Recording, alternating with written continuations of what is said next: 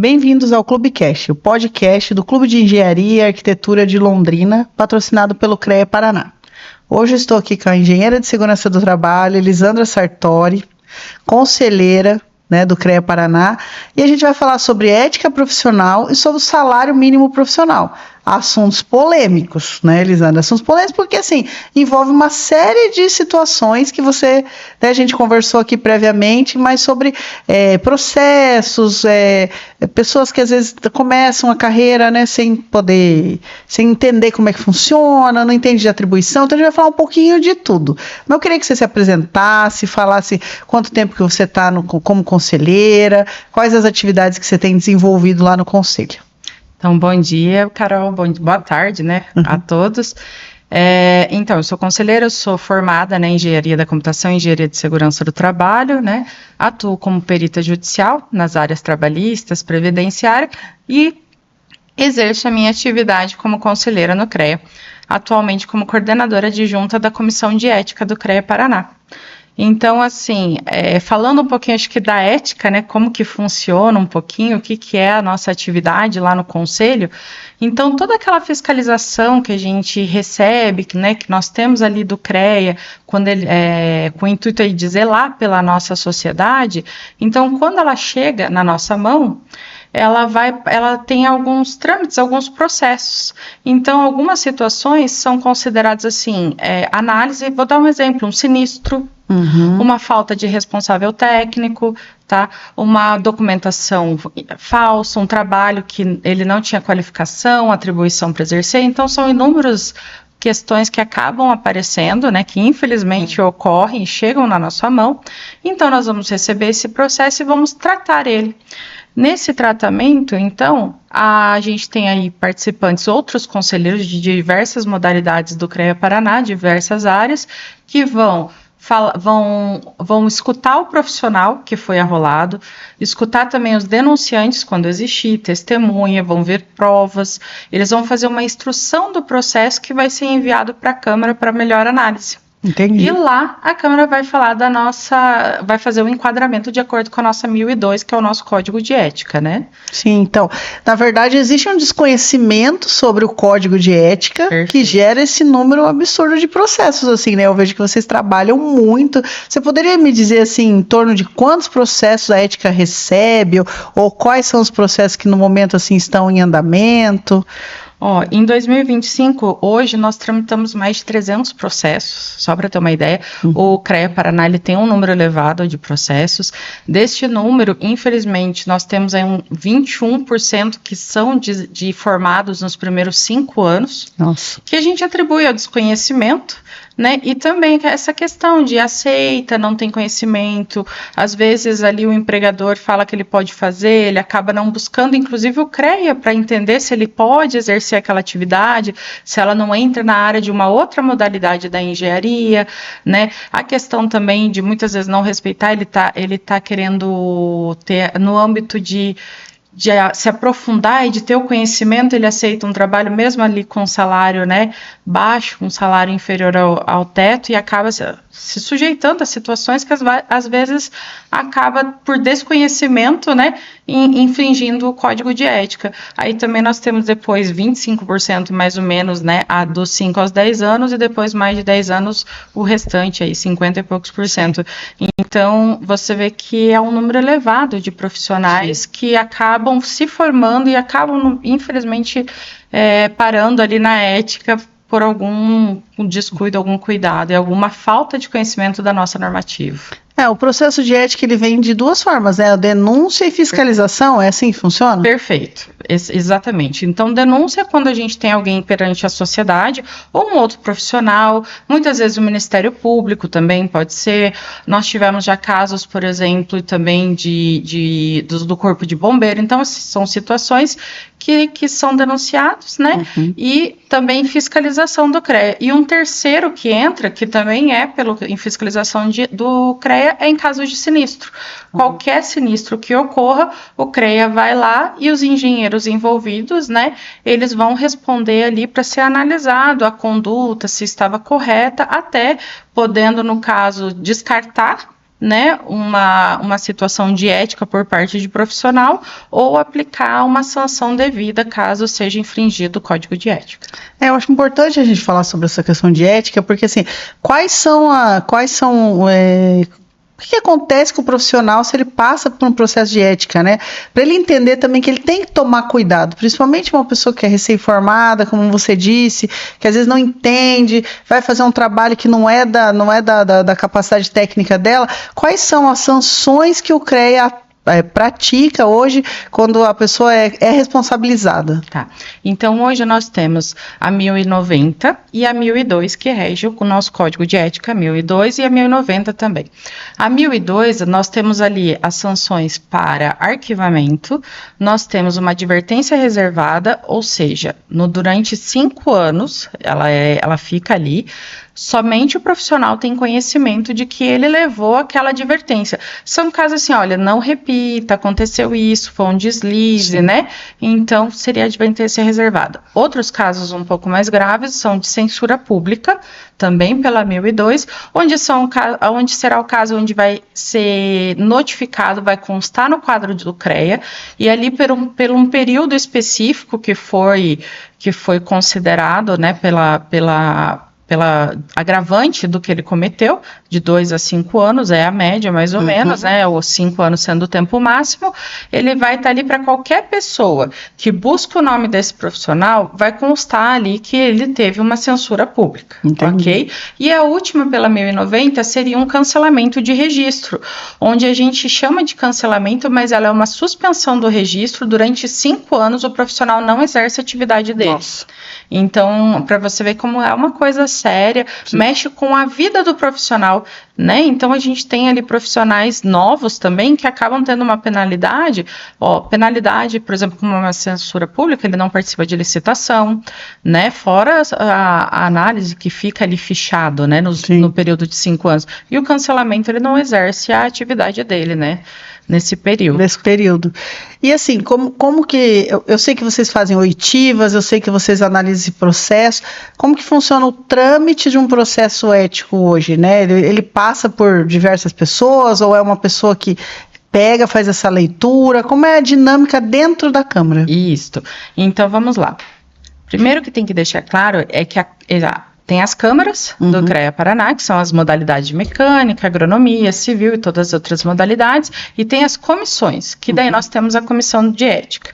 Então, recebeu ali uma análise, a Câmara percebeu que é uma conduta ética, ela manda automaticamente para a análise da comissão de ética, porque é ela que vai instruir, ela que vai receber o profissional. Ela não julga, mas ela instrui o processo, certo? O julgamento é sempre feito pela Câmara. E ali, nós somos hoje, por exemplo, se eu não me engano, 24 profissionais da comissão de ética. Então, na média de 5 pessoas, entre um coordenador titular ou adjunto, no qual eu sou adjunta, por exemplo, e mais 4 outros conselheiros de diferente modalidade estarão presentes no dia que for ouvir a oitiva, ali, no dia que for ouvir o profissional e os denunciantes, né? Então, ali entre os 5, eles vão analisar, vão debater, vão fazer questionamento para o profissional para entender um pouquinho. Essa gravação vai ficar no processo. Posteriormente, é distribuído daí para relato. Então, um dos profissionais da comissão de ética fará o relato, onde ele vai assistir o vídeo que foi instruído, vai verificar as provas e ele vai fazer o relato diante do qual é a instrução do processo, de acordo com a infração cometida, ou, no caso de um arquivamento, né, o porquê que seria um arquivamento, qual que foi a conclusão do fato, né? Feito isso, posteriormente, nós temos daí uma reunião mensal, onde na reunião mensal, todos esses 24 conselheiros irão escutar o relator e irão confirmar se realmente concordam com a instrução que está sendo tomada, se são favoráveis, são contrários àquela instrução. E aí sim, chega para a Câmara. A partir de então, a Câmara ela pode ou não, atrelar o voto da comissão, porque às vezes ela conhece novos fatos, ela pode pedir diligência, ela pode fazer outros questionamentos, mas daí ali vai ser julgado para depois, posteriormente, uma plenária e para o CONF. Lembrando que todas essas instâncias que a gente chama, todos esses estados, o profissional ele pode se manifestar acerca das decisões que estão sendo tomadas. Às vezes ele é realizado um julgamento ali, mas aconteceu dele encontrar uma prova que ele pode apresentar durante esse julgamento que de repente ajude ele, né, a se defender, no caso. E ele pode fazer isso, porque de repente ele não sabia que ele precisava apresentar essa prova. E aí, vendo o relator ali, o que o relator falou, ele apresenta e acontece de arquivar um processo, por exemplo, nesse caso. Tá? Então, dando um exemplo. Então, em todas as instâncias, o profissional tem direito à defesa. Isso é bacana porque, na verdade, não é uma punição, né? Certo. É um processo educativo. Perfeito. Né? Acho que é a grande questão, né? O objetivo do CREA é valorizar o profissional e trazer toda essa discussão, né? Que fica, às vezes não fica claro dentro das universidades, não fica claro dentro das empresas, né? E assim, mudando um pouco de assunto, né? A gente conversando também sobre, você comentou sobre assim, às vezes o profissional tá lá, tá recebendo salário baixo, o pessoal tá pressionando e tal. Como que o CREA hoje, ele trabalha em prol desse salário mínimo profissional, como que dentro dos conselhos, dentro dos comitês, como isso é discutido, porque também é algo, né, pungente. A gente vê prefeituras, né, às vezes até órgãos públicos estaduais que não respeitam o salário mínimo profissional, né, não só de engenheiros, mas de outras categorias, né, e como que o CREA tem atuado em cima disso? Então, principalmente questões de prefeituras, órgãos públicos, concurso, ao chegar, né, de conhecimento do CREA, o CREA faz uma nota. Primeiro ele faz um e-mail, né, ele direto lá para a instituição, né, do concurso ou do órgão público, ou que for relacionado ao salário que está defasado, apresentando ali uma tabela dos honorários, informando que está abaixo, né, e orientando o local. Em caso do não cumprimento, o CREA, ele faz uma nota de repúdio. Essa nota, ela é informada, ela é colocada nas suas redes sociais, né, nos seus meios de mídias, justamente para que, assim, é o que você falou, o CREA, ele zela pela sociedade e ele tem também como consequência ver aqueles bons profissionais, os profissionais qualificados e habilitados. Então, para que as pessoas não aceitem algo menos do que, né, fazer menos do que ela deveria receber ali. Sim. Então, ele, querendo ou não, zelando pela sociedade para ter bons profissionais, ela zela também pelo profissional para que ele possa ali receber o que lhe é de direito, né? Sim, e você tem visto, assim, dentro dessas oitivas, dentro desse trabalho que você faz lá no conselho, você tem visto reversão desses processos? Porque, assim, a gente sabe que o CREA faz esse trabalho e tal, mas quando ele vai na prefeitura, quando ele vai nesse concurso público, a gente percebe que existe uma mudança ou ainda é uma coisa muito sutil, assim, porque uma coisa é você falar, né? Outra coisa é a pessoa acatar, porque na verdade não é uma obrigatoriedade, é uma lei, né? É algo que é institucionalizado, mas não é uma lei, né? O município pagar o salário, né, de acordo com a carga horária profissional. Olha, assim, em suma, em maioria, né, em algumas situações, eles acabam atendendo, até porque a gente está falando de um conselho que está indo lá, né, e está informando para eles, vocês estão fazendo errado, vocês estão exigindo de um profissional, mas vocês estão pagando menos do que lhe é devido, né, então na maioria dos casos surge efeito, inclusive o CREA ele tem essas questões de parcerias, né, de chegar para prefeituras, sistemas assim que a gente tem de troca, de estar conversando, de mostrando pautas de valorização do profissional, demandas para os municípios ligadas à engenharia. Então, tem essa troca de conversa, né? Principalmente nessa parte. Porém, existem também casos onde não são acatados, onde mesmo colocando como nota de repúdio, infelizmente eles não são acatados. Aí fica assim, nesse caso, fica uma coisa muito triste, porque, inclusive, quem aceita o trabalho, querendo ou não, ela está lidando contra a ética. Certo? Porque ela está aceitando menos ali, ela está fazendo, ela está infringindo um código de ética porque ela está desvalorizando, né, a atividade profissional da engenharia, agronomia e geociência. Sim, sim. A gente fica pensando justamente sobre isso, né? Porque, na verdade, Hoje o mercado não tá exigindo, né, bastante profissional, tem falta de profissional, né? Mas quando a gente vê um mercado que tem muito profissional, às vezes a pessoa se preza a trabalhar porque ela precisa trabalhar. Você acha que, assim, falando um pouco de valorização profissional e de conselho de ética, você acredita que todo esse ambiente, às vezes, que não está favorável para esse profissional, às vezes recém-formado, ele está lá. Vou dar um exemplo, né, para a gente entender melhor. Você está numa construtora, mas você nem tem o registro profissional, porque você não recolhe uma RT, você não fica responsável por uma atividade, você está lá num orçamento, você está numa parte mais de acompanhamento de obra, mas quem acompanha a obra pela RT é o proprietário da construtora, né? Então existe também uma fiscalização desse profissional que está lá dentro da construtora, e às vezes ele não tem o registro profissional, ele simplesmente fez um curso, tem um diploma, aí ela contrata ele como um analista, nem como um engenheiro civil, mas ele trabalha como um engenheiro civil, né? Então, nós temos situações, por exemplo, que na ética a gente chama de acobertamento. Por exemplo, ele está exercendo uma atividade, né? Mas ele está cobertando um outro profissional. Quem está fazendo ali, essa é uma das situações. Por exemplo, o acobertamento, ela pode gerar multa, como pode gerar infração ética. Aí depende, lógico, das provas, né? De tudo na verdade, no âmbito tanto o CREA em si, da fiscalização, quanto especificamente na ética, ela tem que ser comprovada, né? Mas isso é um acobertamento. Outra situação também, né? Na maioria das vezes, quando levam testemunha, quando o profissional ele acaba relatando, a gente acaba tendo conhecimento de que ele participava da obra, vamos dizer assim, ele só não assinava, mas era ele ali que fazia. Infelizmente, ele vai responder um processo ético, tá?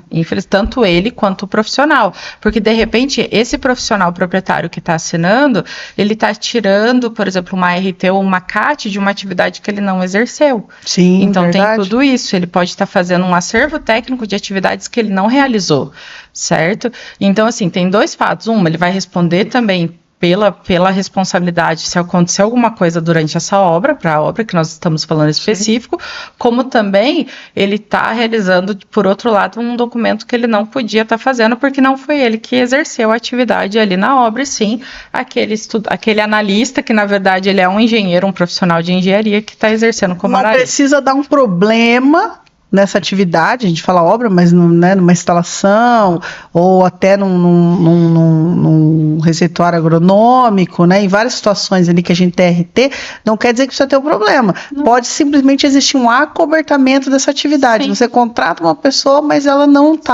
está exercendo, mas ela não está ficando como responsável técnico ou corresponsável técnico, Perfeito. Né? E nós temos vários casos. A gente fala assim, só obra, né? Normalmente o pessoal lembra de obra.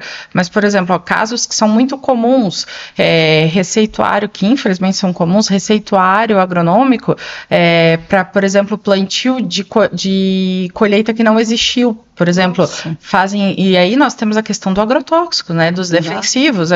Então, vai lá e receita, por exemplo, para trigo, e naquela safra o proprietário não plantou trigo.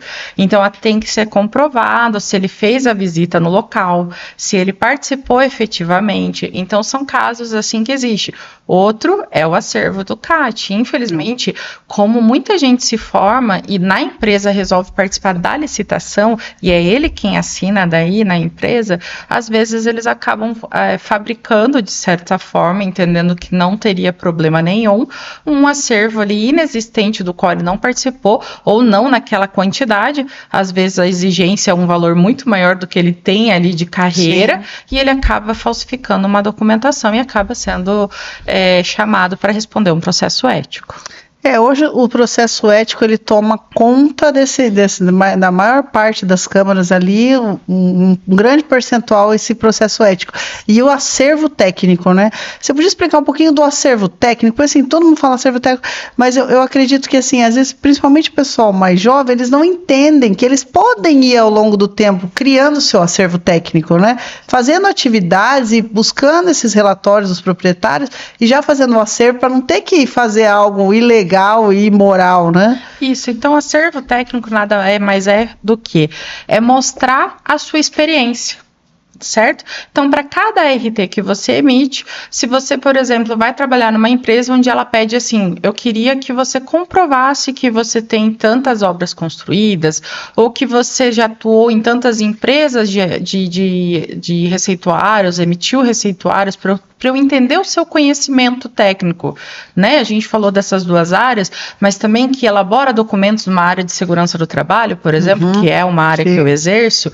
Então, ele pede um acervo técnico, licitações, né? Que é o mais comum para que a prefeitura, para que os órgãos públicos, eles confirmem de forma técnica o conhecimento que você tem. E aí você vai lá e pede para o CREA, você entra na sua área restrita e solicita ali, então, que você precisa acervar aquelas ARTs que você tirou e que você disse que você exerceu aquele trabalho. Por que eu falo que você disse, né? Porque, infelizmente, acontece de que alguns não fizeram, né? Não atuaram naquilo que falam. Quando acontece isso, o CREA ele tem obrigação de fiscalizar, de confirmar que aquelas atividades foram exercidas realmente, que ele está acervando, porque é uma responsabilidade, ele está dizendo que aquele profissional realmente fez tudo aquilo que ele disse que fez. Então, aí o que acontece? O CREA, por exemplo, vai numa obra, uma pavimentação, ele vai verificar se essa pavimentação foi feita, se foi nessa época que foi feita, já aconteceu, infelizmente, de dizer que, por exemplo, que fez uma pavimentação em 2020 e verificar que naquele período não tinha, que a prefeitura estava buscando ainda iniciar o programa. Então, tem vários meios de prova, né? Feito isso, então, confirmou, esse acervo profissional tem direito e vai receber. Claro. Então, se ele está correto, se está tudo certo, ele vai receber aquele documento, não tem problema nenhum, e aí fica um material, é como se fosse ali um histórico da vida do profissional relacionado àquelas atividades que ele trabalhou. Quanto antes ele começar, melhor, né? Porque daí ele vai conseguir, ao longo do tempo, às vezes até ser um profissional assim que, olha, eu preciso participar de uma licitação, a Elisandra tem o acervo técnico, vou contratar para fazer essa atividade, né?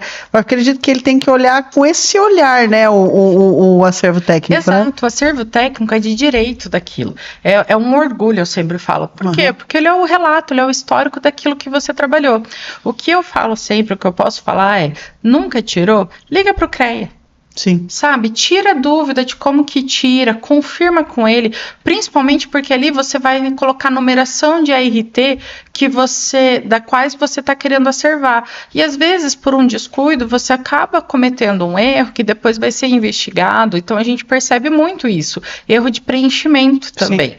Então, o CREA ele tá para fiscalizar, mas é obrigatoriedade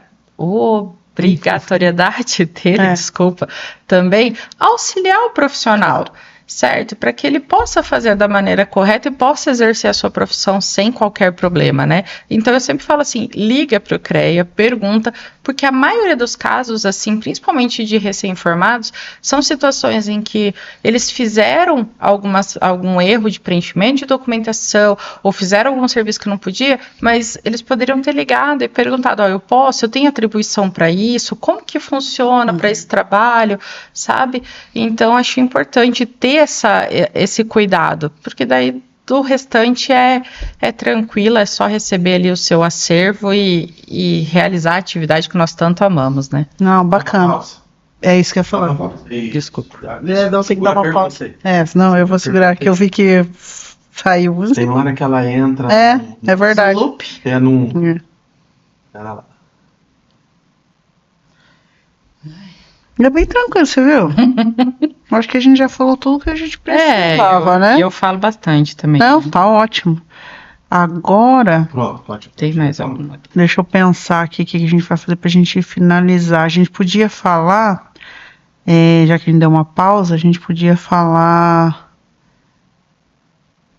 dar um conselho, sabe como? Tipo, você é profissional, faça assim, busque seu acervo, faça sua atividade, né? Caso você seja denunciado por uma coisa, procure o CREA, né? Entenda como que é o processo, saiba que se você tiver correto, mesmo que aconteça uma denúncia, às vezes pode ser uma falsa denúncia, você vai ser ouvido com muita tranquilidade, você vai ter oportunidade de contar a sua história e tal, para que seja alguma coisa assim, sabe, tipo, se você fizer cagada, eu vou te pegar, entendeu? Entendeu? Para que a pessoa também entenda que às vezes existe a má fé do outro lado, né? Eu percebi alguma coisa de licitação e tudo mais, então tá bom. Vamos continuar. Então, daí a gente já vai parte assim. Precisa ficar muito longo e fica indo e voltando, né? Então, Elisandro... desculpa, podemos botar, né? Sim. Então, Elisandro, você poderia, assim, dizer pra gente, então, que, assim, tanto a comissão de ética, como próprias outras comissões, o objetivo dela sempre ser instrutivo. Assim, que conselho que você daria, por exemplo, para às vezes uma pessoa que é denunciada, fica nervosa, às vezes ela não tem culpa também, né? Como que funciona, assim, o que você sugere para que esse profissional que foi denunciado ou recebeu alguma fiscalização e por algum motivo ele estava irregular, né, preencheu uma RT de maneira incorreta, como que ele deve atuar? Ele deve se contratar um advogado? O que você sugere? Tá, então, primeiro de tudo, se você teve ali uma carta, se você recebeu, né, um ofício que a gente fala com um link ali relacionado a um processo ético, leia, até para entender do que se trata, e assim, vá à oitiva, ou participe, ou se não pode ir naquele dia, peça, né, para alterar a data. Nós temos flexibilidade quanto a isso, porque é muito importante a gente ouvir a versão do profissional. Ali, você falou, a gente é instrução, é orientação. Nós não estamos ali como CREA para penalizar, né, para aplicar sanções. Na verdade, essa, infelizmente, ocorre, mas é a última, vamos ver, a última tentativa, a última situação que ocorre, sim, né? Claro que se pudéssemos, nós estaríamos arquivando todos os processos. E assim, a participação do profissional, porque muitos falam assim, não vai dar nada, eu não vou, ou acha assim, eu não sei o que eu vou fazer, me defender, fica nervoso e também não vai. Isso é a pior coisa para o profissional, porque a gente precisa entender, às vezes ele tem prova, tem documentos que a gente não tem ali né, durante o processo e que ele pode nos fornecer e que vai arquivar um processo ético. Acontece muito também de nós termos, né, que nem você falou, de denúncias que são feitas que não necessariamente têm cabimento. Eu posso falar assim, licitação. Quando o segundo lugar perde, muitas vezes ele acaba por má fé tentando ali condenar o primeiro lugar para que ele possa daí ganhar e assumir. Né? Ou, por exemplo, obra, quando existe desacordo comercial, a parte às vezes não contente, ela acaba denunciando um profissional. Sim. Nós temos essas situações. Às vezes a gente fala só de situações de infração ética e acaba que as pessoas acham que a gente não tem arquivamento, que a gente... Sim. Não, nós estamos lá para ouvir a todos. Ou também, num caso de sinistro, muitas vezes não tem qualquer questão envolvida do profissional ou dos profissionais de diversas áreas que acabam sendo chamados ali para prestar esclarecimento. É uma fatalidade, né? Mesmo, exato, precisa ser esclarecido. Exato. Né? Então, assim, se eu puder dar um conselho para o profissional, primeiro, aconteceu de ter uma infração ética, vá atrás do CREA, vá participar, como qualquer pessoa tem direito a um advogado, tá? Então ela pode ter a presença do advogado, assim como também de testemunhas. Sim. Porque às vezes ela tem ali pessoas que possam ali oficializar a versão e os documentos que elas estão nos passando, tá? Então isso é importante. E antes de qualquer coisa, não tendo a parte ética, né? Procure o CREA. O CREA, eu acho assim, para a gente exercer a nossa profissão, que a gente possa questionar também algumas coisas quando a gente tem dúvida se a gente pode exercer ou não, ou como faz o preenchimento de algum documento. Principal, assim, vá atrás do CREA e, caso infração ética, participe para que possa ali entender o que está acontecendo e se defender da melhor forma possível. Muito bom, muito obrigada, Elisandra, foi uma conversa muito interessante, a gente também agradece você por estar aqui com a gente. Esse foi o Clubecast, o podcast do Clube de Engenharia e Arquitetura de Londrina, e aguardem os próximos episódios.